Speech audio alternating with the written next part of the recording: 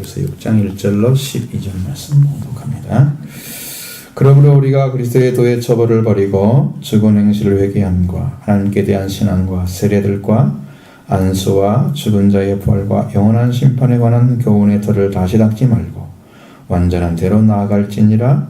하나님께서 허락하시면 우리가 이것을 하리라. 한번 빛을 받고 하늘의 은사를 맛보고 성령에 참여한 바 되고 하나님의 선한 말씀과 내세의 능력을 맛보고도 타락한 자들은 다시 새롭게 하여 회개하게 할 수 없나니 이는 그들이 하나님의 아들을 다시 십자가에 못 박아 드러내놓고 욕되게 함이라. 땅이 그 위에 자주 내리는 비를 흡수하여 박가는 자들이 쓰기에 합당한 채소를 내면 하나님께 복을 받고 만일 가시원건키를 내면 버림을 당하고 저주함에 가까워 그 마지막은 불사름이 되리라. 사랑하는 자들아, 우리가 이같이 말하나 너희에게는 이보다 더 좋은 것 곧 구원에 속한 것이 있음을 확신하노라. 하나님은 부러워하지 아니하사 너희의 행위와 그의 이름을 위하여 나타낸 사랑으로 이미 성도를 섬긴 것과 이제 섬기고 있는 것을 잊어버리지 아니하시느니라. 우리가 간절히 원하는 것은 너희 각 사람이 동일한 부지런함을 나타내어 끝까지 소망의 풍성함에 이르러 게으르지 아니하고 믿음과 오래 참음으로 말미암아 약속들을 기업으로 받는 자들을 본받는 자 되게 하려는 것이니라. 아멘. 성경에서 초보란 말을 딱 2번 쓰고 있어요. 여기 5장에 있는 말씀. 하나님의 말씀에 초보란 단어를 사용하고 또 6장의 1절에도 한번 사용하고, 근데 거기는 그리스도의 도의 초보라는 말을 사용하고 있습니다. 히브리서만 쓰는 거예요. 그리스도의 도의 초보에서 벗어나는 것 어떻게 하는 걸까? 그리스도의 도의 초보라는 그 말 자체가 우리가 그리스도를 믿고 시작하는 건데 그리스도의 말씀의 시작이라. 자, 그리스도에 속한 말씀이 시작이 돼서 여러분에게 어떻게 시작이 들어와야 될까? 근데 시작이 잘 돼야 되겠죠? 그 시작이 여기 지금 아래 나타나는 2절, 3절 말씀 안에 들어있는 것처럼 시작하지 말라는 거죠. 그래서 그리스도의 초보는 우리가 시작하는 신앙을 가리키는 겁니다. 근데 신앙을 여러분들이 시작하면 안 된다는 거죠. 성령께서 어째 칼럼을 쓰는데 딱 가르쳐 주는 거예요. 사람들이 신앙을 시작하는데 착각을 하고 있다는 거죠. 본질적인 면을 안 보고 어떤 관계적인 면을 자꾸 보는 거예요. 사람들에게. 그리고 내가 어디에 속해 있나 이런 것들을 자기가 보는, 하나님의 은혜 가운데 들어가는데 집중해야 되는데 이것을 안 보고, 그러니까 이게 수평적인 걸 보는 거예요. 수평적인 거. 숫자 보지 않고. 그러니까 한쪽만 보면 안 되거든요. 근데 되게 수평적인 거 봐요. 그러니까 나는 들어갔고 너는 안 들어갔고. 사람들을 나누는 게 아니고 들어가라고 지금 얘기하는 거예요. 성경은 그냥 말씀에 들어가라고 얘기하는 건데, 그냥 수직적인 게 아니라 수평적인 면을 자꾸 보면서 나와 너 그 관계를 자꾸 이렇게 앞뒤를 가리는 것처럼 그렇게 만들어 놓는다는 거죠.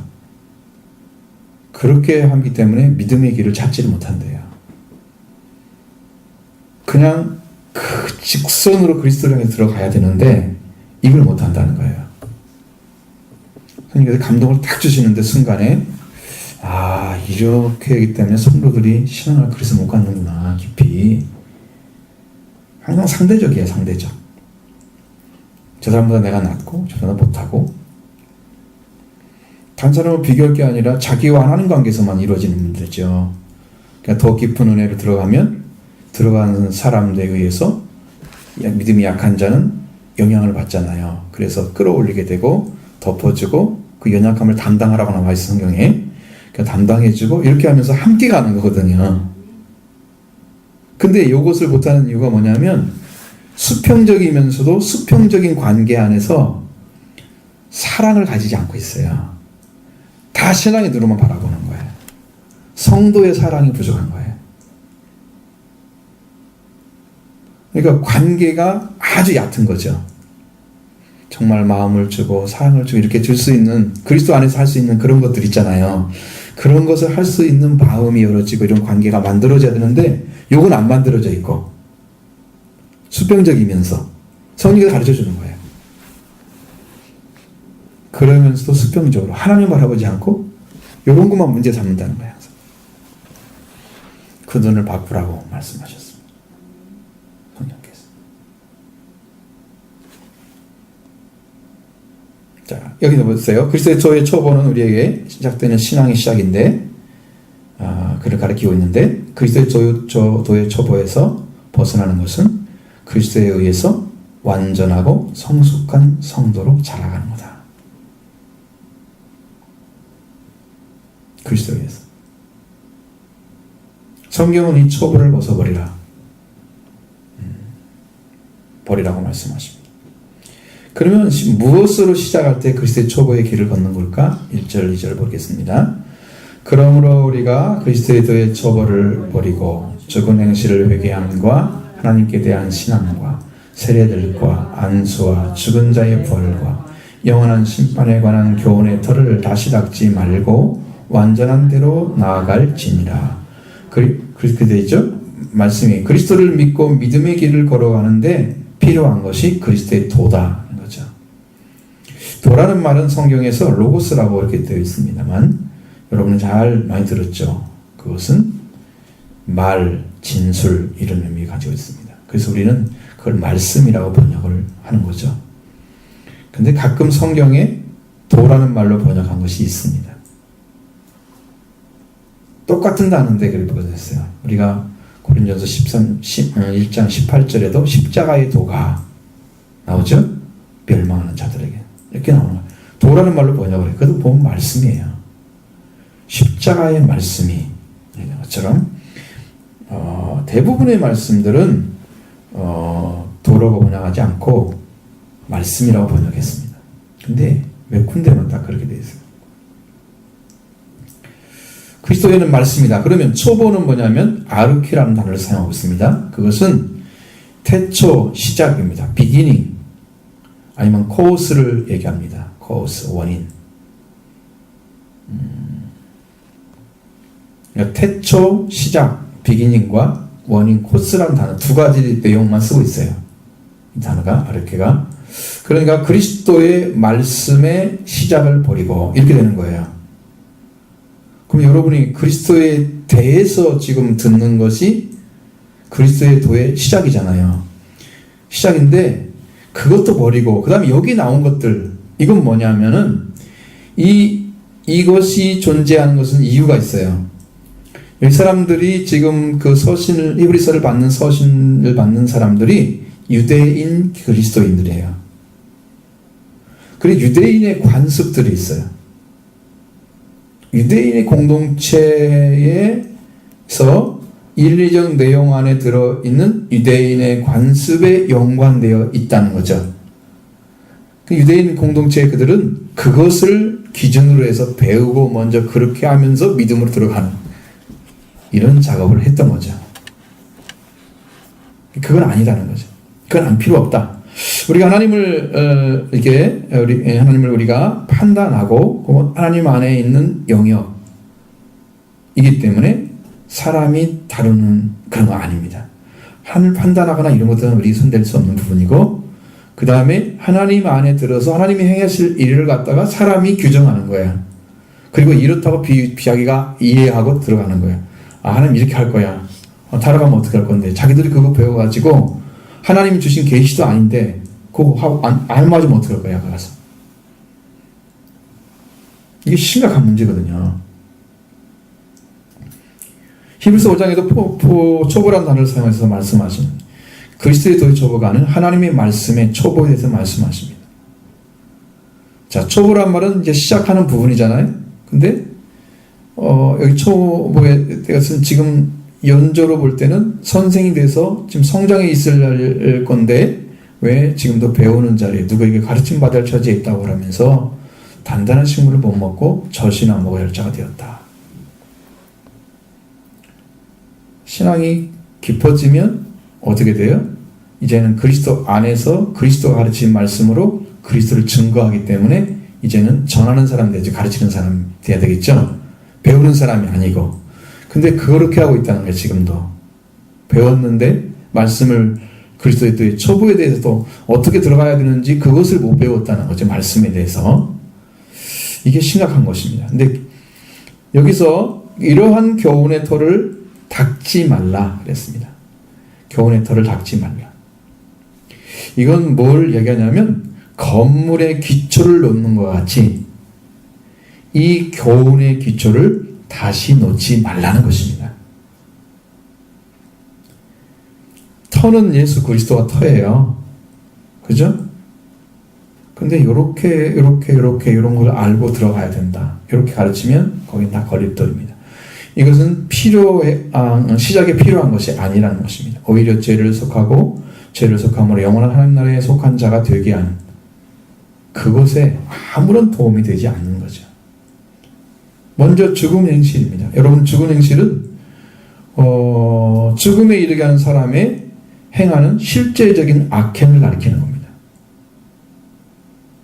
내가 살아왔던 지난날에 악행이에요. 실제적으로 죽음에 이르게 하는 그것은 죽은 행실이라 그런 거예요. 그래서 근데 여러분이 잘 생각해 보면 이 말은 안 맞는 거예요. 왜? 사람이 죄를 짓는 것은 행실은 2차적인 거예요. 1차적인 것은 죄인이기 때문에 영적으로 죽었고 죄인이기 때문에 죄를 짓는 거예요. 그래서 행실은 2차적으로 나오는 거죠. 1차적인 것은 죄가 있기 때문이에요. 근데 과거에 죄인, 지난날에 살아왔던 지난날의 죄인 모습 때문에 그걸 가지고 회개를 하는 거야. 하나님 내가 예수 믿기 전에 이렇게 죄를 지었어. 이거거든요. 이게 필요 없어요. 하나님이 그걸 모르겠어요? 알고 계셔요. 그리스도의 피가 필요해서 그래서 그리스도를 피를 통해서 속죄함을 주시는 건데 그것을 회개하고 있다는 거예요. 굉장히 도덕적 선한 사람처럼 보이죠? 아닌 거죠. 우리는 그런 죄를 짓는 생활을 하기 시작하기 이전부터 죄인이었습니다. 그때는 그리스도 없이 살아온 시간들이었습니다. 그래서 그리스도를 통해서 속죄가 이루어지면 그 다음에 죄에서 벗어나고 그 다음에 예수님께서 우리를 통치하시고 그 다음에 죄를 짓는 생활에서 벗어나게 됩니다. 그리스도가 오셔서 우리를 통치하지 않으면 죄를 못 다스려요. 여러분은 가인에게 너는 어떻게 해요? 죄가 네 앞 문 앞에 있지만 너는 죄를 다스리려고 그랬죠? 다스릴 수 있었어요? 못 다스립니다. 죄인은요 죄를 못 다스려요. 그래서 죄인인 거예요. 죄를 짓는 거지 다스리는 자가 아니거든요. 근데 옛날에 그 죄 가운데 있으면서 죄를 짓고 있는 것을 회개한다고 되겠어요? 그러니까 여러분이 자범죄가 중심인 기도는 아주 허풍생이에요. 아무것도 아니에요.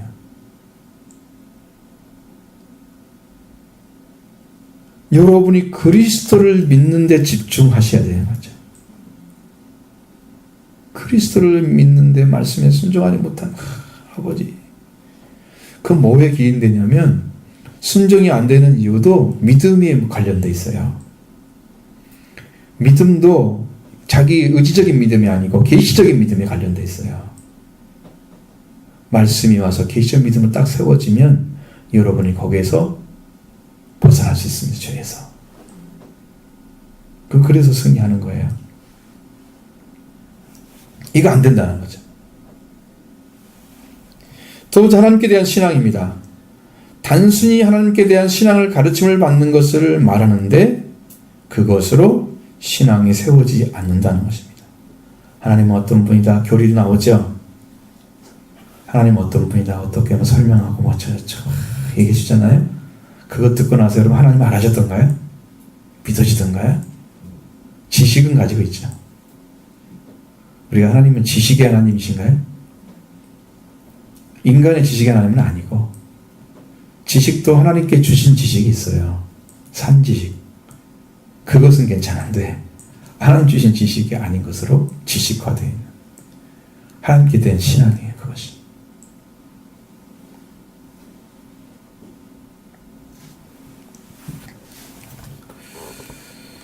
하나님께 대한 신앙을 올바르게 하나님께 대한 신앙을 갖는다고 해서 그걸 가르침 받는다고 해서 그 사람이 하나님께 돌아오는 게 아니라 하나님을 더 알고 있는 것도 아니고 이것을 얻지 못하고 하나님께 대해서 가르침 받는 것으로 하나님과 올바른 관계를 맺을 수가 없다는 것 때문에 이것이 우리에게 또 듣고 들어서 여러분 교리적인 면을 강조하는 것은 초보 중에 제일 초보입니다. 그것이.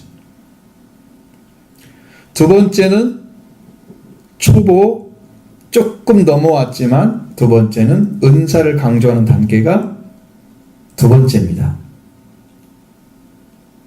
세 번째 최상위 단계는 성령으로 말씀과 함께 사는 삶이 최상에 위치해 있는 거예요. 신앙이. 여러분은 어디에 서 계신가요? 우리는 은사도 안 가르치고 귤도 안 가르쳐가지고 그런 것은 없는데 여러분의 영적 신앙은 지금 뭘 찾고 있는지 찾아보세요. 이 문제입니다. 자, 세례들에 관한 교훈의 터를 다시 잡지 말라. 세례는 기독교를 행하는 세례를 의미하지 않고 그래 세례들이라고 써 있습니다. 유대교의 일반적인 정결 예식을 말하는 거예요. 이게 뭐라고요? 유대인에 관해서 얘기한다고 그랬죠? 그 문제예요. 유대인들의 물로 씻고 뿌리고 정결하는 거 있잖아요. 그 정결 예식을 가리키는 거예요. 그것이 무엇과 관련이 있는 것처럼 마치 유대교의 정결 예식을 어떻게 볼 것인가에 대해서 많은 학자들이 논란이 있었답니다. 과거에. 자, 예를 들어서 여러분 가톨릭의 영세를 받고 왔어요. 교회로 개종을 했어요. 그 가톨릭께서 영세 준 거 인정해야 될까요? 안 할까요? 우리 통합적 교회에서는 총회에서는 이걸 유보시켰습니다. 이다 아니다 말 못하겠다. 그게 진짜 예수를 믿고 들어온 거냐는지 알 수가 없잖아요. 신약에서 여러분 세례는 물세례, 제사를 먹게 하는 세례가 있죠. 그 다음에 그리스도 세례로 제사함을 얻는 세례가 있죠. 그리고 제사함이 이루어진 자에게 주시는 성령 세례가 있죠. 세 가지가 있잖아요. 이 세례 드리라고 할 수 있습니다. 그러나 여기서 그런 말 하는 게 아니에요. 거기와 아무 관련 없이 유대교의 일반적인 정결 예식을 가져와서 이것으로도 씻음 받는다 하고 가르침 받는 거예요. 그럼 유대교를 강조하는 거지 그리스도의 피와 그리스도의 물로 씻는 게 아니잖아요. 예수님이 물과 피로 임하셨다고 그랬죠. 그리스도의 물, 그리스도의 피 아니잖아요. 아무 관계 없는 거예요. 이게 아니다.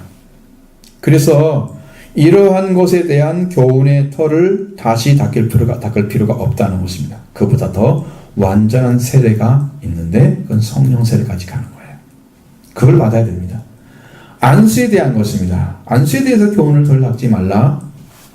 구약시대에는요 레인들을 정결하게 하고 요새 드리는 그런 여호와의 명령을 따라서 그의 속죄물을 뿌립니다. 그 전신에 삭도를 갖다 밀어가지고 털을 다 제거해버립니다.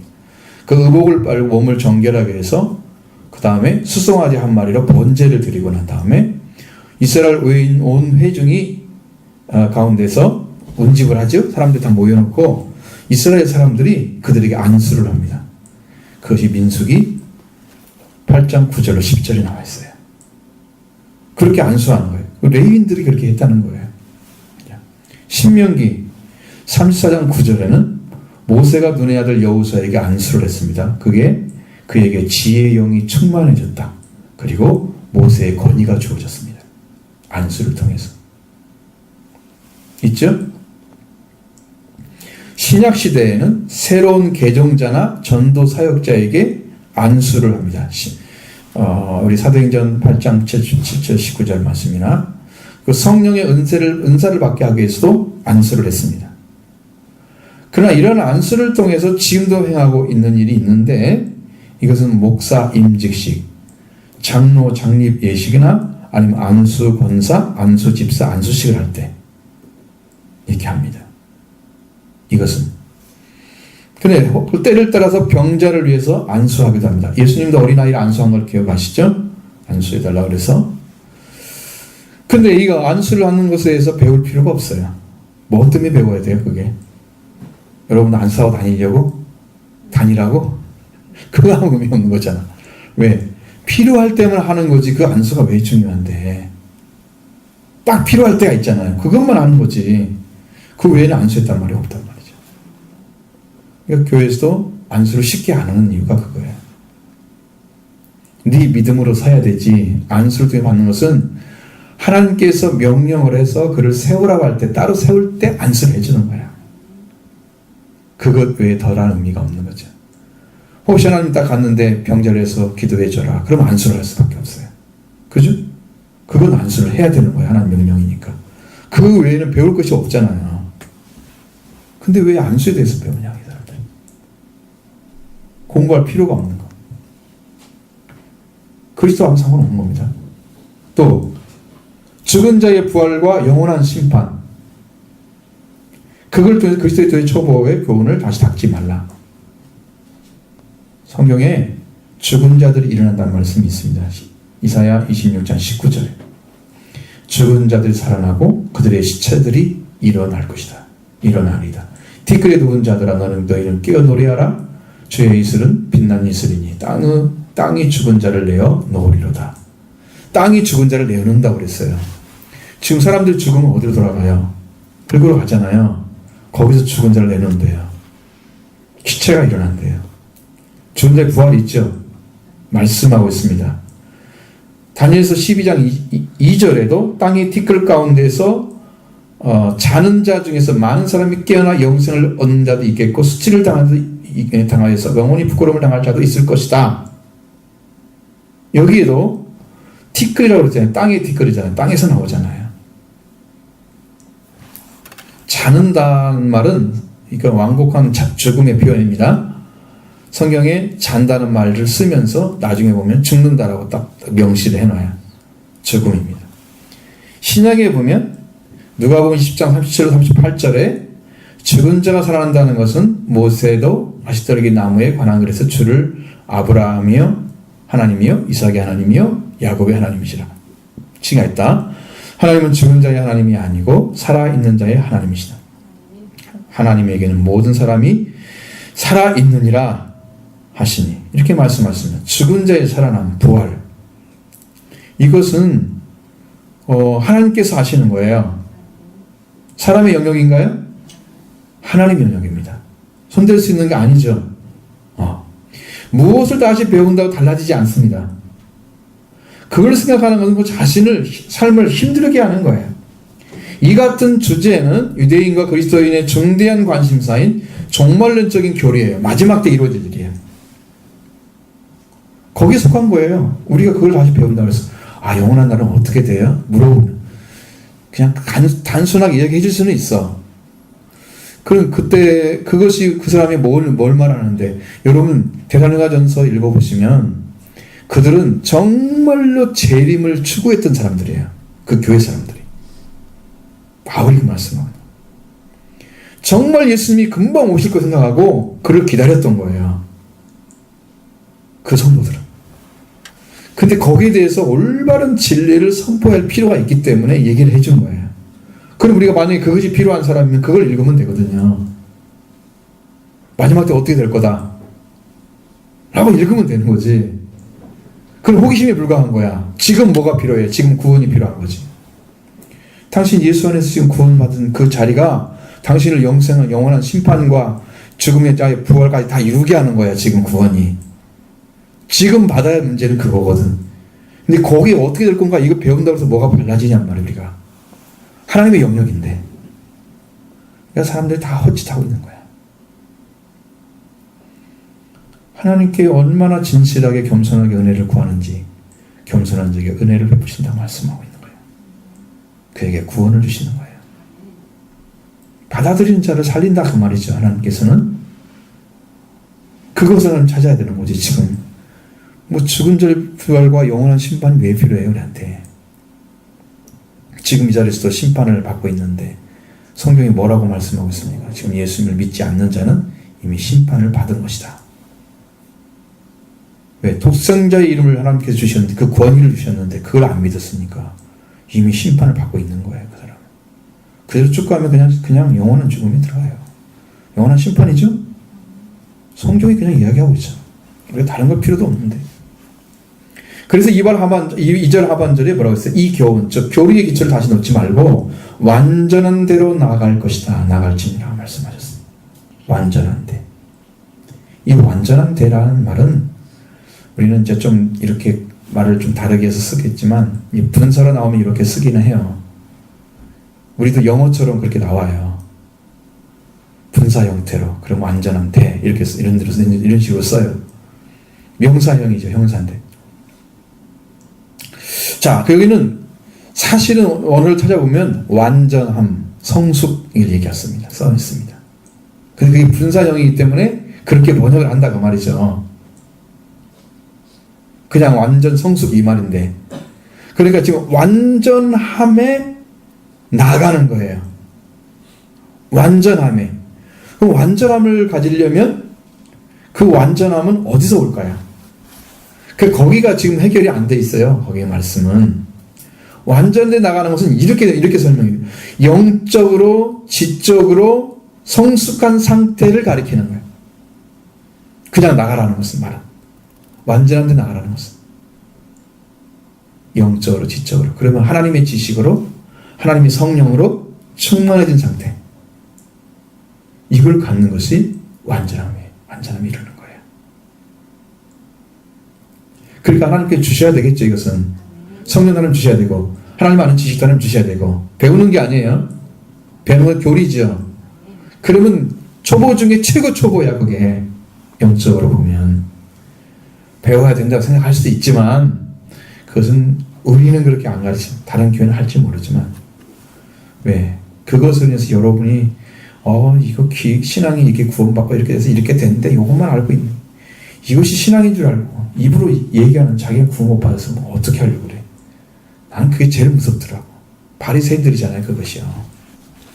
지식은 다 하는데 자기는 그까지 들어가지 못하고 있는 상태. 예수님하고 얼마나 말을 잘해, 그냥. 예수님 가족보다 더 높은 위치에서 저 사람 학문 아는 사람이니까 얼마나 무식쟁이 자기들 보기에는. 대화가 안 돼서 생각하지 무시를 하는 거지.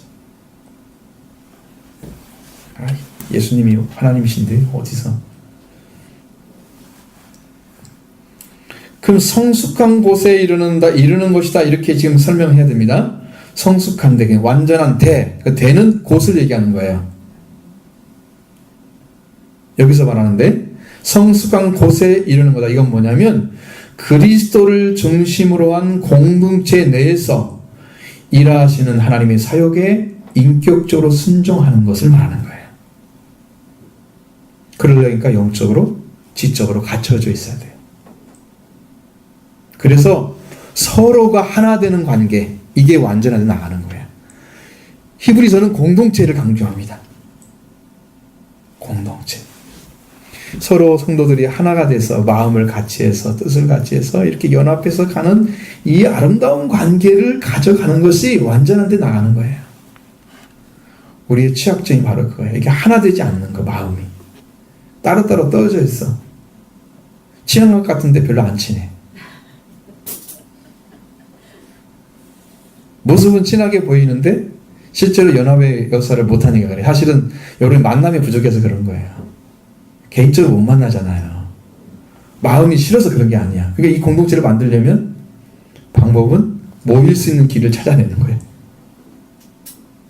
그래서 대화도 많이 하고 사귐도 많이 있고 영적 교류도 많이 하고 교제가 있어서 풍성하게 서로를 알게 되면 이 끈끈한 영적인 힘이 교회를 세우는데 도움이 됩니다. 이걸 잘해야 된다니까. 그게 원전한테 나가는 거예요. 아시겠죠?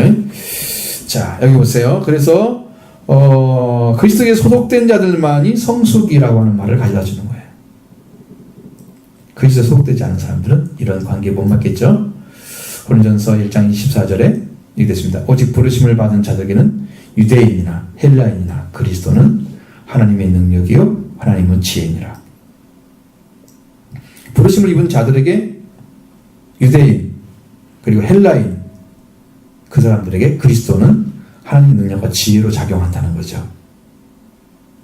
그러니까 그리스도가 와서 있을 때 이 관계가 맺어지는데 이 그리스도를 통해서 하나님의 능력을 체험하고 하나님의 지혜를 알게 되면 이걸 공유한 자들은요 공통점이 생기잖아요.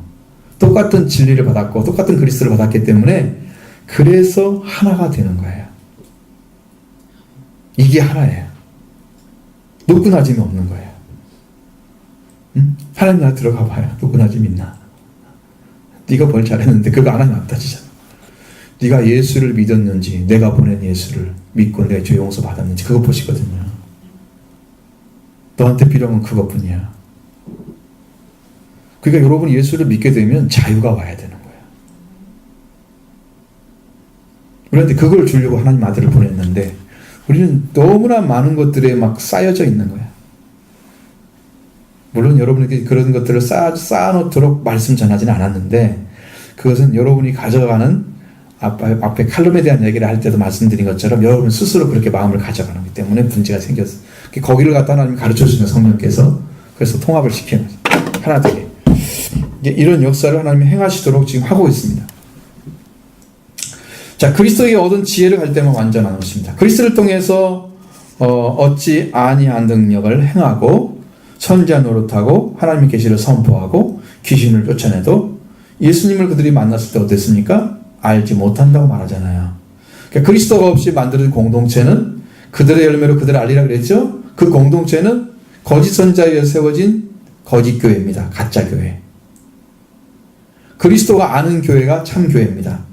그러니까 그리스도가 중심이 돼서 하나 돼서 이렇게 성숙한 관계에서 하나님이 역사하는 대로 서로 하나 돼서 움직일 수 있는 그런 관계가 만들어지고 공동체 그게 완전돼 나가는 거예요. 여러분 하나 되길 바랍니다. 진심으로 사랑의 마음으로 하나 되는 것입니다. 이것은 우리가 스스로 할 수 있는 게 아니에요. 하나님이 허락을 해줘야 돼요. 자, 3절 보겠습니다. 하나님께서 허락하시면 우리가 이것을 하리라. 그렇게 완전하게 나가는데 성숙에 이르는데 하나님께서 허락하시면 우리가 하겠다. 자, 하나님이 허락하신다는 거. 우리가 하나님께 청했어요. 허락이란 말은 청했을 때 들어주면 이게 허락이 되는 거예요. 자, 하나님께 요청을 드렸는데 하나님이 인정을 하는 자리에 서 있는 자들이기 때문에 들어주셨어요. 그러면 이런 관계가 만들어지는 거야. 근데 하나님과 허락도 안 받고 인간적인 사귐은 여기에요. 온갖 독소들이 낄 수가 있어요. 인간적인 자기 좋아함, 자기 원하는 거 막 하려고 막 서로 경쟁이 되면 이게 거룩해지지 않아요. 공동체가 더러워져요. 그러니까 하나님은 허락이 필요한 거야. 너도 나도 다 하나님 은혜 가운데서 하나가 돼야 되는 거죠. 그래야 완전히 나가는 거예요. 그렇게 이루어지는 겁니다. 그래서 하나님이 들어주시는 거, 회개도 은혜이고 구원도 성령도 믿음 다 은혜에서 간 것입니다. 우리가 구원받는다는 은혜에서 간 거예요. 여러분 노력이 아니에요. 믿음으로 받아들이는 데 있는 거예요.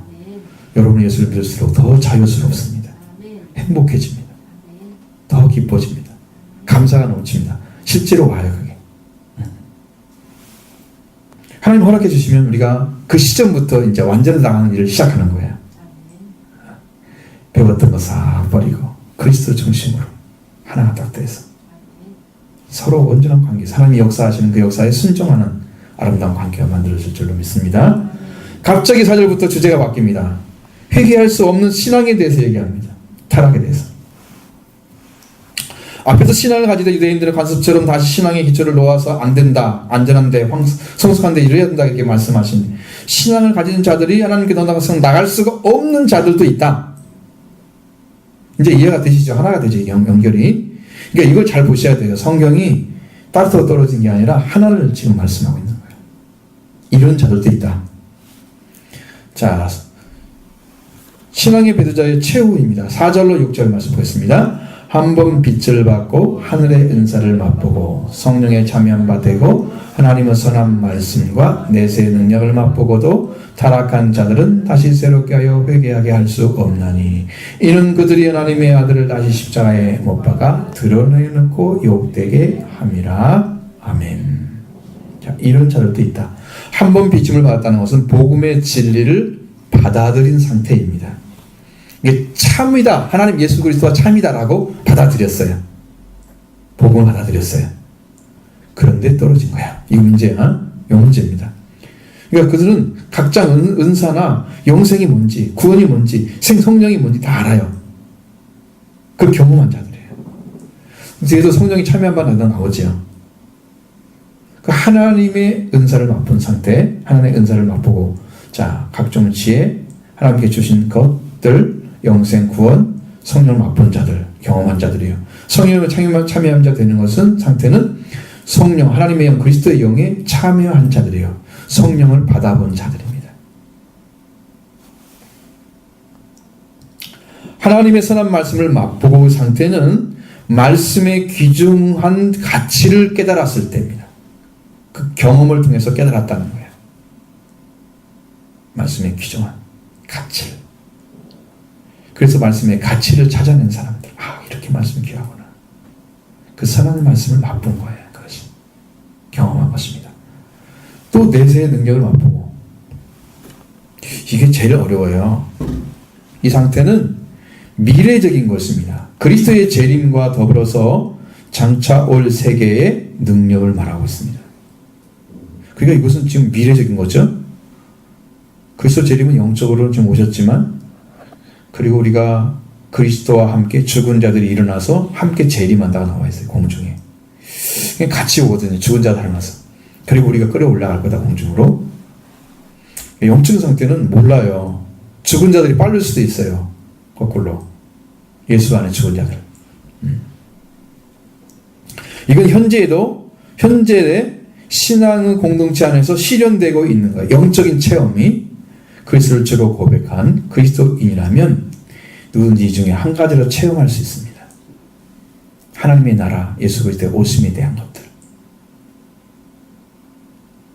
그래서 그 나라에 대해서 소속된 것에 대해서 체험을 하고, 혹은 그리스도의 재림에 대해서 체험하고, 이런 것들이 와요. 그리고 빠르잖아요. 예수 그리스도가 이렇게 오신다고 나는 말씀 드렸다. 체험하죠? 그 하나님 나라에 소속된 자로서의 영적인 그런 것들을 경험한 사람들이 있어요. 체험을 합니다. 이렇게 영적으로 들어갔는데 타락한 자들이라면 이들은 다시 새롭게 하여 회개하게 할 수 없다. 이게 가장 큰 이유가 뭐냐면 하나님의 아들을 다시 십자가에 못 박아서 드러내고 내놓고 욕되게 모욕을 한 거다. 이 타락하다는 말은요, 파라핍토라는 단어를 씁니다. 그러면 떨어져 가다 배반하다 그런 말이 아니고, 여기는 범하다. 범하는 거 아시죠? 법률이나 규칙이나 도덕을 어기는 거예요. 여기 내용이, 범하단 말이 내용이 8가지가 돼요. 이렇게 큰 중에 우리가 취할 단어는 이거예요. 어기는 거예요. 타락하다는 말도 들어가 있어요. 또 범죄하다는 말도 들어가 있습니다. 우리 여기서는 타락하다는 말 사용했잖아요. 이것은 죄를 범해서 불신의 생활에 빠졌다라는 것입니다. 그러니까 그 전에 하나님께서 주신 은혜를 맛봤잖아요. 이렇게 또 은혜를 맛봐서 하나님을 알고 영생도 알고 구원도 알고 내세 능력도 알고 이 여러 가지를 다 경험을 했는데 이 사람이 여기에서 떨어져서 죄를 범했기 때문에 떨어진 거죠. 떨어져서 죄를 범해서 믿지 않는 생활에 빠져 있는 상태, 이건 타락한 사람이에요.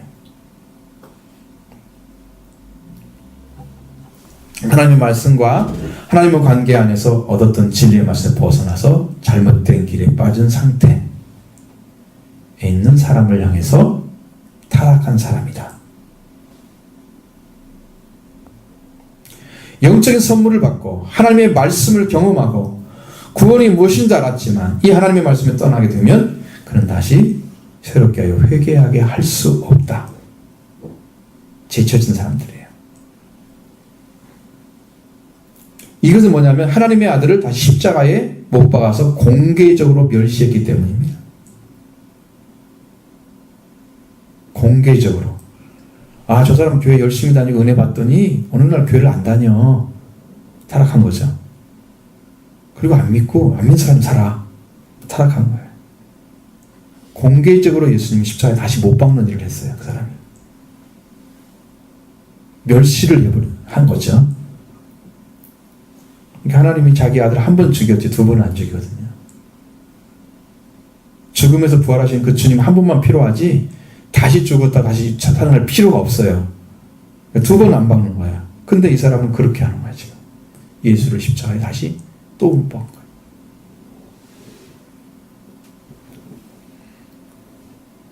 죄를 지으면 죄의 대가를 치러야 하잖아요.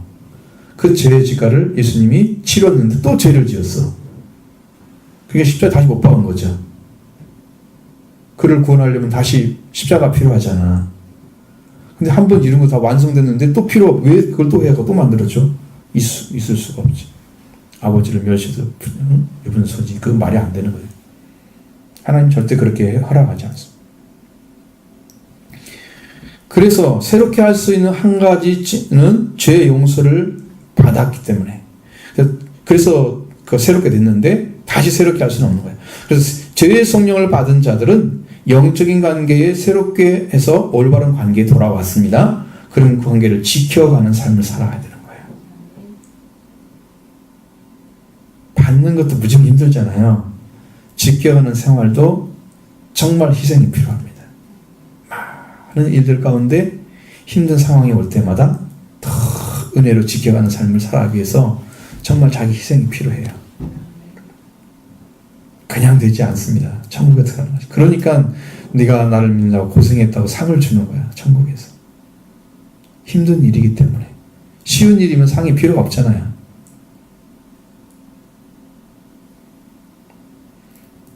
애기들은 먹기만 잘해도 상 주던데 이쁘다고 뽀뽀도 해주고.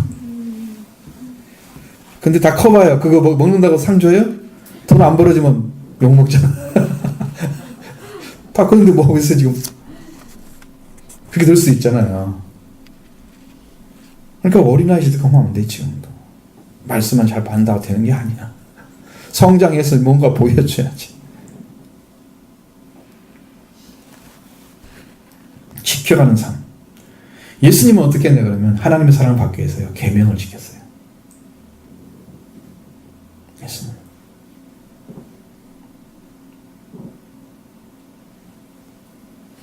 그래서 여러분의 마음속에 말씀이 들어서 여러분을 붙들고 가는가 그걸 보셔야 돼요. 그것이 시작되면 여러분은 살 수가 있어요. 왜냐하면 나가 흔들리지가 않거든요. 내가. 근데 이 말씀이 없는 상태는요. 받을 때는 있는데 나가면 없어지는. 그래서 뿌리가 없는 신앙과 같은 거예요. 불에 가보니까 부평초는 뿌리가 있던데 뭐가 뿌리가 없나? 물을 떠다니는 것도 물에 떠다니는 것도 뿌리가 없잖아요. 물이 흘러가는 대로 가서 있잖아요. 뿌리가 없는 신앙이에요. 그 사람들이. 살아있긴 한데 뿌리가 없는 거야. 이런 신앙인들이 구원받기 엄청 힘들어요. 그리스도 안에 뿌리가 깊어지고 굳게 되어져야 하나님의 사랑을 알게 되는 건데 예수님 통해서 주신 이 믿음이 형성되지 안 된 그 믿음을 갖지 못한 사람들, 둥둥 떠있는 사람들, 들을 때는 아멘인데 나가서는 이렇게 싹 없어지고 이런 신앙인들은 아직 말씀이 계시로 오지 않은 거예요. 계시의 말씀이 들어와서 여러분이 심어지면 여러분 영적 건강함이 바로 찾아집니다. 근데 이 말씀이 여러분을 붙들고 있어야 돼. 어떤 말씀인지 여러분이 주신 말씀이 여러분을 붙들고 있으면 이 뿌리가 박히는 거야. 성경을 읽어보면 다 좋은 말씀이고 다 은혜로운 말씀이고 그래. 근데 붙드는 게 하나도 없어. 그래가지고 이리언들 저리언들 부평초 그렇게 괜찮죠. 물속에 살아있던데. 근데 진짜 더 다니는 것들은 힘이 없는 거야. 어디 갈 줄 알아 자기가. 말씀을 붙들는 거예요. 붙들음 받아야 돼요. 그래야 흔들리지 않습니다. 이렇거나 타락한 자들은 말씀을 떠나는 것입니다. 그 대표적인 사람이 아담과 같은 사람이죠. 하나님의 말씀을 떠나는 거예요. 아담이 진짜 죄에 속해서 죄의 정죄를 받을 수밖에 없는 것은 뭐냐면 아담이 말씀을 받았기 때문이에요. 말씀을 받고 어기면 거기에 대한 대가를 물어요. 근데 지금 여러분들이 말씀을 몰라서 못 들어간 사람들은 하나님 은혜가 오도록 하나님 인도해 주세요. 근데 받았는데 안 하고 있는 사람들은 위험해요. 너 줬잖아. 왜 안 해? 일. 그건 위험해요. 아담이 하나님 말씀 받았어요. 그래서 하나님께서 말씀하신 대로 저주가 온 거예요. 죽음이 오고. 받았기 때문에 문제예요.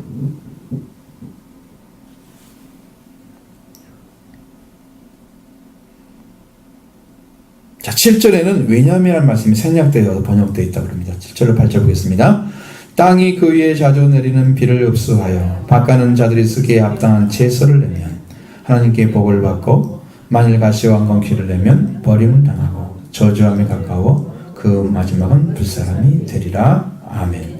땅이 그 위에 자주 내리는 비를 흡수해서, 자, 땅의 역할입니다. 밭가는 자들의 합당한 채소를 내면 하나님께 복을 받는다.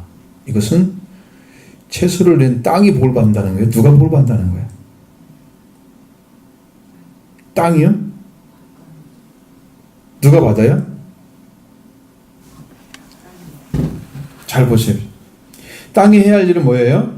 땅이 채소가 심겨졌으면 그 흡수해서 비가 자주 내리니까 흡수해서 농부들이 쓸 수 있는 합당한 채소를, 유용한 채소를 내어주는 거예요. 그러면 하나님께 복을 받는데요. 신기하잖아요, 이 말씀이. 어떻게 연결돼요? 하나님의 복과 땅이 내주는 것과 채소를 내주는 것과. 자, 이렇게 하나님께서 내리는 말씀을 통해서 열매가 맺어지면 하나님은 새로운 율법을 적용시키는 그 사람에게 영적인 새로운 것들을. 만약에 가시와 엉겅퀴를 내면 버림을 당하고 저주함에 가까워서 그 마지막은 불사람이 될 것이다. 밭에 비가 내려 채소를 농사하는 자들에게 유용한 양식을 내게 하면 그것이 바르게 정상적으로 올바른 밭의 역할을 한 거예요. 그러나 가시와 엉겅퀴를 내면 원래 심었던 채소를 자라게 할 수 없는 대하는 세력이 되죠. 그 채소를 먹을 수가 없게 만들어버리는 거예요. 그 역할을 밭이 한다고 생각하는 것입니다. 밭이 한다고 생각하는 거예요. 농사하는 자에게 불필요한 밭입니다. 그래서 버림받는 거예요. 아니, 잘 심었는데 왜 비도 많이 오고 왜 쓸모 있는 게 안 나와? 밭가는 자란 말은 농사꾼을 말하는 거예요. 농사를 짓는 자에게. 어느 분은 그렇게 되어 있어요. 농사 짓는 자라고. 그게 농사를 짓는 사람은 밭에 심어놓고 그 결과를 보고 있는 거지 자기가 어떻게 할 수 있는 것은 없어요. 밭이 해주는 것밖에 없는 거지, 할 수 있는 것은. 그렇죠? 그러니까 밭의 역할이죠. 자, 여기 자주 내리는 비를 맞은 채소가 자라도록 역할을 하는 그 땅이 역할을 못하면 저주함에 가까운 거다. 성경에 가시덤불과 엉겅퀴가 나게 땅에 나갔을 때 그때가 언제입니까? 아담이 저주받았고 땅이 저주를 받은 거예요. 아담 때문에. 아담이 저주를 받으니까 땅이 저주를 받았어요. 그래서 가시덤불과 엉겅퀴가 났어요. 아담이 그것 때문에 농사를 하면서 땀을 뻘뻘 흘리면서 일을 해. 왜? 그냥 심어도 될 것 같다가 그 엉겅퀴 가시덤불 나니 그것 뽑아내니라고. 저주받은 맛이잖아요. 그 밭이. 좋은 땅 아니죠. 저주받은 맛이잖아요. 땀을 흘려야 실컷 흘린 다음에 어떻게 해야 돼요? 그걸 먹고 일생을 살다가 흙으로 돌아가는 거예요. 죽는 거예요. 저주받은 거죠. 땅에서 먹긴 먹지만 땅을 의지하면 살지만 흙으로 돌아가는 거지. 평생 살다가. 아담의 죄로 인해서 땅이 저주를 받았습니다. 마치 저주받은 땅과 같이 되면 그 사람은 버림을 받고 저주에 가까워서 불사람이 예비되어 있다는 거죠. 그 땅같이 되면 저주받은 땅같이. 자, 밭이 제 역할을 하면 하나님이 그것은 하나님의 복을 받고 밭이 같이 얻은 길을 내면 그것은 버림을 당하고 저주하며 가까워서 불사람을 향하는 이런 결과가 나온다. 잘 믿고 한 번 비추는 받고 하나님의 은혜를 맛보고 성령에 참여되고 하나님의 말씀을 내 능력을 경험한 자들이 열매 맺는 것이 마치 땅이 그 위에 자기의 비를 흡수해서 봉사할 수 있는 합당한 풋을 내면 하나님의 복을 받는 자리다. 근데 그 가능성이 있어요? 없죠. 타락한 자들은 없죠. 이 사람은 그리스도를 배신하지 않으면 그게 가능해요. 자, 그러면 지금 여기 땅이 잦은 비를 흡수해서 그 밭을 쓰는 자에게 합당한 채소를 내는 그것은 지금 어떤 거예요? 그리스도를 배신하지 않고 성숙한 신앙으로 성장해서 하나님과 올바른 관계 안에 들어가서 영적으로 복을 받는 자가 되는 거예요. 이 길을 지금 이야기하고 있는 거예요. 그 반대로 밭에 비가 내리는데도 그 밭이 가시와 엉겅퀴를 내고 있으면 버림을 당한다는 거예요. 이거 버림을 당한다는 의미는 시험에 합격을 하지 못해서 불합격이 된 겁니다. 그래서 가짜로 판명된다는 뜻입니다. 언어에 버림을 당한다. 가짜야 너는 그렇게 말한다는 거예요. 그게 가시 엉겅퀴 내기 때문에 너는 가짜야. 밭이 안 나고 거기 채소가 나와야 되는데 너는 가짜야. 그렇게 판명합니다. 그 땅은 저주함에 가까운 땅이에요. 지금 이제 거기 보면 저주를 받기 직전에 있는 쓸모없는 땅으로 지금 들어가고 있는 거죠. 그래서 불사람을 향해서 지금 준비되고 있는 땅이다. 그걸 말하고 있어요. 가깝다고 하잖아요. 지금 들어가면 아니죠. 불사람이 예비되어 있는 거예요. 그 불사람이 어디서 오냐면 하나님의 진노 때문에 오는 거예요. 하나님의 진노의 불이 그를 불사할 것입니다. 이렇게 준비됐잖아요. 이 배교자들, 하나님의 말씀을 버리고 다른 종교로 개종하거나 믿지 아니하는 자가 되는 거. 하나님께서는 불은 하나님을 대적하는 자들에게 소멸하는 도구입니다. 성경에 나와요. 성경은 하나님의 불은 두 가지로 나와 있거든요.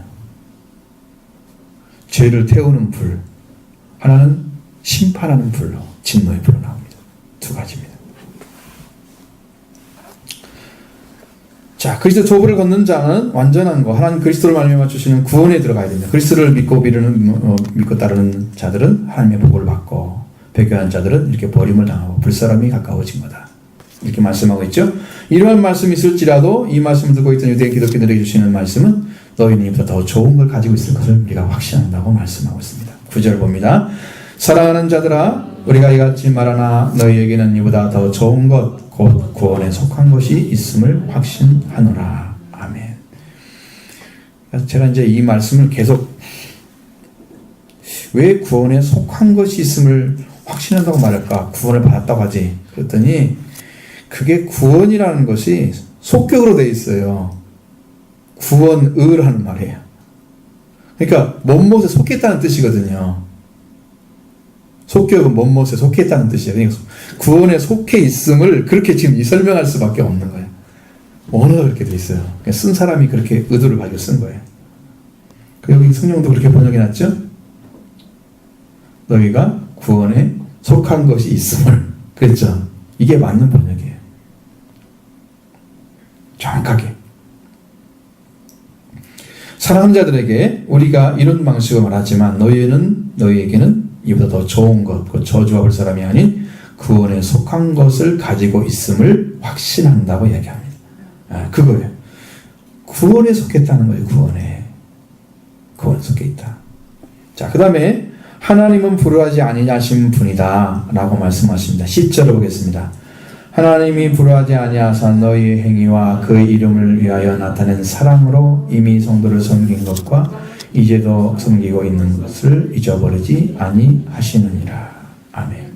불을 나타내는 언어는 아디코스라고 합니다. 불우한, 불공정한 그런 말입니다. 잘 생각하셔야 돼요. 불우란 말은 조금 의롭지 않은 사람이잖아요. 하나님은 그런 분이 아니고 불공정하단 말이 더 정확하게 이해가 되죠. 성도를 섬겼는데 그걸 잃어버리고 하나님은 아무 거기에 대해서 이 대가를 인정하지 않으면 그건 공정하지 않죠.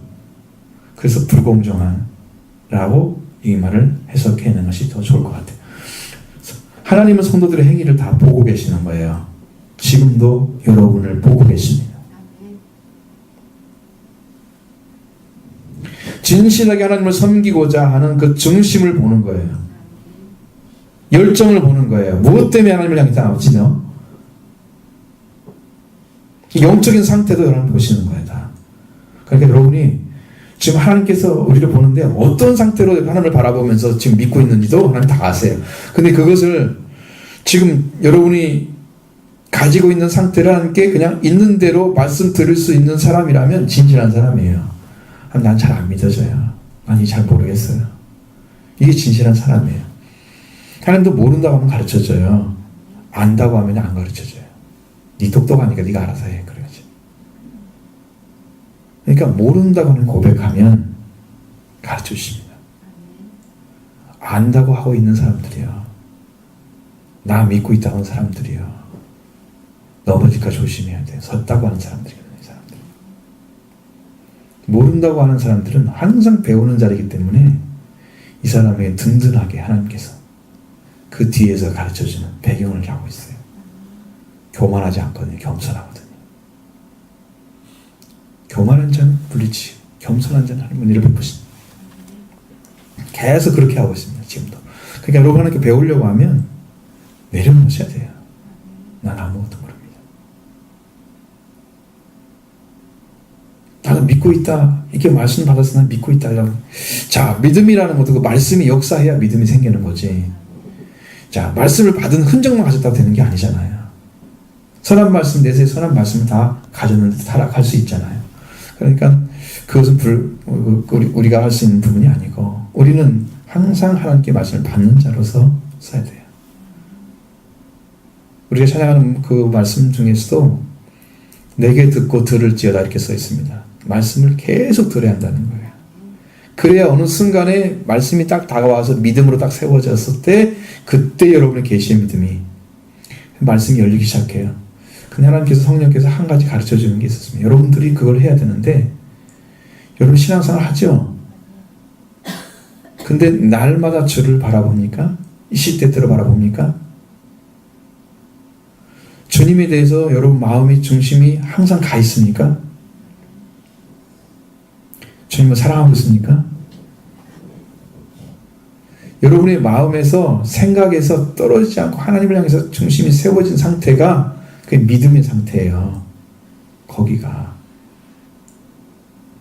근데 어느 순간에 내가 하나님을 조금 내가 이제 안 믿는다 고백할 수 없는 건데 믿는데 불구하고 나의 생각이나 나의 어떠한 그 중심은 그냥 하나님과 관계없이 어떤 일을 행하고 있는 때가 훨씬 많다는 거. 그래서요, 영적으로 하나님을 향하지 않기 때문에 은혜가 내려오지 않아요, 그 사람에게. 근데 시스테트는 늘 함께 중심을 가지고 있는 사람에게는 하나님이 함께 해 주십니다. 찾아오십니다. 은혜를 베풀어 주신 걸 경험합니다. 그 날로 새롭도다. 바울이 그렇게 들어갔어요. 하나님 향해서 쫙 서 있는 거예요, 정신. 자, 하나님도 지금 보시면 우리의 행위를 아시잖아요. 성도를 섬긴 거 이미. 지금도 섬긴 것을 섬기고 있는 것을 간과하지 않는데요. 이 간과한다는 것은요, 대충 보아 넘긴다는 뜻입니다. 아 그래? 응 그럴 거야. 뭐. 지나가는 거예요. 그게 간과하는 거예요. 간과하지 아니하신다. 절대로 그냥 대충 보지 않는다는 거예요. 확실하게 보고 그 중심을 가지고 하나님은 그걸로 평가를 하시는 분이세요. 하나님은 살펴보고 계십니다. 사람의 머리카락 하나 다 아시는 분인데 우리가 눕고 듣는 거 다 깨는 거 다 아시는 분이십니다. 하나님을 사랑하고 성도를 사랑하고 섬겼던 것들, 집으로 섬기고 있는 것들 절대 간과하지 않아요. 그래서 하나님 우리의 참 아버지십니다. 자식들을 그렇게 살피기 원하잖아요, 부모들이. 그래서 아버지. 뿐만 아니라 히브리서 기록한 기록자는 우리에게 바라심이 있음을, 어떤 바라심이 있다는 사실을 밝히고 있습니다. 11절 12절 봅니다. 우리가 간절히 원하는 것은 너희 각 사람이 동일한 부지런함을 나타내 끝까지 소망의 풍성함에 이르러 게으르지 아니하고 믿음과 오래 참음으로 말미암아 약속들을 기업으로 받는 자들을 본받는 자가 되게 하려는 것이니라. 아멘. 히브리어 기록자들에게 큰 바람이 있습니다. 우리가 간절히 원하는 것은, 그랬죠? 각 사람이 동일한 분을 나타내서 끝까지 소망의 풍성함에 이르는 것. 첫 번째로 이 간절히 원하는 것은 열렬히 바란다는 것입니다. 열렬히 뜨겁게 막. 그래서 간절이라는 말로 우리말로 썼어요. 그러니까 이 말씀을 받은 자들은요, 여러분이 정말 타오르기를 바랍니다. 뜨겁게 신앙생활하기를 바랍니다. 주일에도 그냥 어떤 때도 보면 그냥 9시가 다 돼야 사람 오잖아요. 깝깝한 거죠. 주일 되면 사람들이 왔다 갔다 해야 되고 막 그래야 되거든. 그래야 교회가 살아있는 사람들 볼 때, 아, 교회는 살아있구나. 근데 그 일이 아무것도 없어. 그러니까 교회가 작다는 걸 그대로 보여주는 거야. 아, 이건 그냥 깝깝한 많이 느끼는데, 그래 열심히 지금 신앙생활을 해야 되겠죠. 열렬히 말하는 것은 각 사람이 동일한 부지런함, 이거 개개인, 성도 개개인의 열심을 말하는 거예요. 열렬하라고 말씀하신 것처럼 그 열심을 나타내서 끝까지 성함의 풍성함에 이르기를 원합니다. 그 영이 하나님께 소속된 자들은 하나님 나라를 소망하고 그 소망이 커지고 점점 소망이 나아집니다. 근데 그때가 문제가 돼요. 그때 소망이 풍성해지면 영적 게으름이 찾아옵니다. 나는 이만하면 됐어. 만족해. 게을러지면 게을러지는 그 순간. 내가 보니까 그렇게 알겠어요. 아, 좀 은혜가 오면 다 된 것처럼 나는 이만하면 됐어. 자기 만족하고 있는 거예요. 그러게 문제가 생길 수가 있다. 응? 자기 만족에 빠지는. 이 게으름이 영적 게으름이 생기는 거예요. 그러니까 믿음을 가졌다 하면서 게으르게 살고 있어요. 자기중심적인 거예요, 그것이요. 그게 잘못하면 심각하게 미지근한 신앙일 수 있습니다. 자기 게으름은. 하나님 토하여 내쳐요. 나도 보기 싫은데 하나님은 얼마나 보기 싫겠어. 토하여 내치리라. 그냥 버려버리겠다는 거예요. 보기 싫어서. 사랑할 구석이 하나도 없어. 그렇게 신앙생활하면. 게으르지 않기를 바랍니다. 일어서야 됩니다. 부지런하게 열렬히 하나님을 사랑하고 충성된 자들에 대해서 믿음과 오래 참음으로 인해서 약속들을 기업으로 받는 자들을 본받는 자가 되어야 되기 때문에 그렇게 살아갔던 사람들, 믿음을 가지고 오래 참아서 약속의 기업을 받아냈던 사람들, 그 사람들을 다시 본받는 자가 되어야 되기 때문에 우리가 그렇기 때문에 열심을 가지고 끝까지 소망의 끈을 놓지 않고 영적 게으름 없이 달려가야 된다. 그걸 바라고 있다는 거죠. 얼마나 간절합니까? 이건요, 그리스도의 초보를 지나가는 사람들에게 주어지는 말씀이에요. 그래서 이제 믿음으로 들어가는 길을 알려주는 거예요. 거기가 우리가 지금 읽었던 성경 그 다음에 나오는 것들이에요. 13절 이하에 나오는 것들이에요. 그것이. 그 내용이. 이거 다 얘기하잖아요. 그럼 아마 1시 반 될 거예요. 1시간 얘기하니까. 못하죠. 못합니다. 이거 지금 연결되어 있어요. 그것이. 그 약속을 받은 자리 누구냐? 그것이 이제 아브라함에 대한 얘기 나오는 거야. 거기서. 그럼 그러려면 앞에서 9절에서 빨리 잘랐어야 되고 그렇게 읽어야 된단 말이죠. 이 9절에서 11절까지 얘기했으면 뒤를 얘기해야 되고. 근데 성경을 나누는 사람들이 그렇게 안 나누고 앞에다 붙여놔. 그러니까 이게 안 맞는 거지. 그게 앞에 치가 아니고 뒤에 치입니다. 그 복을 받은 사람들 하나님께 맹세하고 13절 이하에 나오죠. 이 상속을 받은 자가 누구냐? 여기 13절 이하에 아브라함을 통해서 말씀해 주는 거다. 하나님께서 맹세하시고 그에게 복을 주시고 번성하겠다는 약속을 주시잖아요. 그 복을 받고 그 아브라함과처럼 그 약속을 받은 자가 되면 아브라함의 자손이고 그게 혈통 핏줄이 아니고 영적인 혈통이 되어야 되는 거예요. 아브라함이 그리스도를 만나서 그리스도를 만나고 아브라함의 복을 우리가 같이 받는 거예요. 아브라함의 믿음이 그리스도를 믿는 믿음이었어요. 이제 완전히 해석이 됐어요. 아브라함이 혼자 믿음을 가지고 그렇게 해서 아들을 바쳐서 하나님 받는 자가 된 게 아니고 그렇게 바치는 동안에 그리스도가 오셔서 그에게 믿음을 주신 거예요. 그 믿음이 아브라함이 있는 믿음이 우리가 그리스도를 믿는 것 같은 거예요. 본질이 같아요. 그래서 아브라함의 자손이 되는 거예요. 그 사람만 구원을 받는 거예요. 영적인 위치에 거기가. 그래서 우리가 아브라함을 본받는 자가 되는 거다. 그 이야기입니다.